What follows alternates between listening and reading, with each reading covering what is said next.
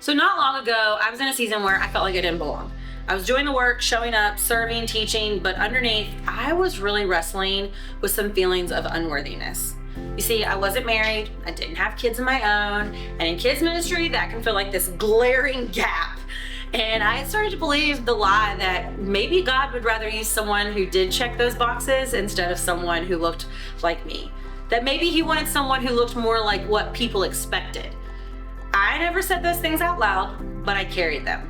I carried them into meetings. I carried them into Sunday mornings. I carried them into different moments in my life. And into those moments, I was even asking, am I really enough? But during that same season, God started doing something quiet, but undeniable. He kept placing what only I can describe as little treasures into my life. Little small things, small moments, a volunteer sending a random encouraging text, a friend messaging me, a child running up and giving me a big hug and calling me their favorite, a parent reaching out for advice, not because I had kids of my own, but because they trusted my voice.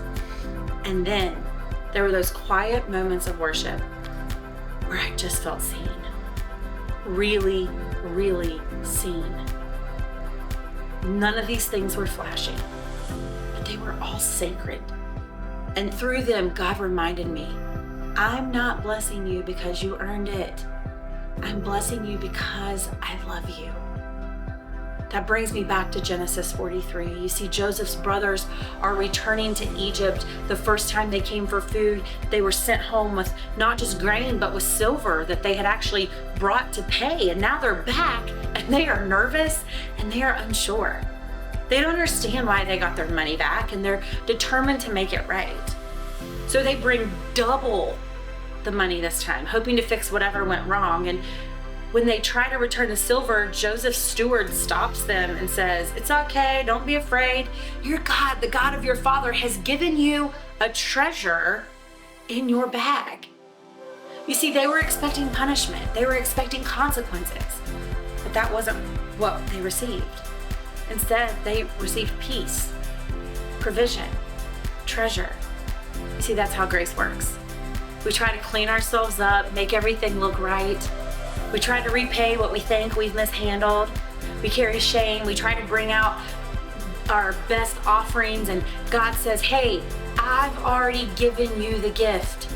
I've already placed the treasure back in your sack. You just didn't know it yet. That's what this passage reminds me of. God's grace. It isn't something we earn. It's something that we receive. So, what treasures, grace, peace, second chances, has God placed in your life lately? Are you trying to earn what He's already freely given to you? Sometimes God places treasures in our hands when we're bracing for payback.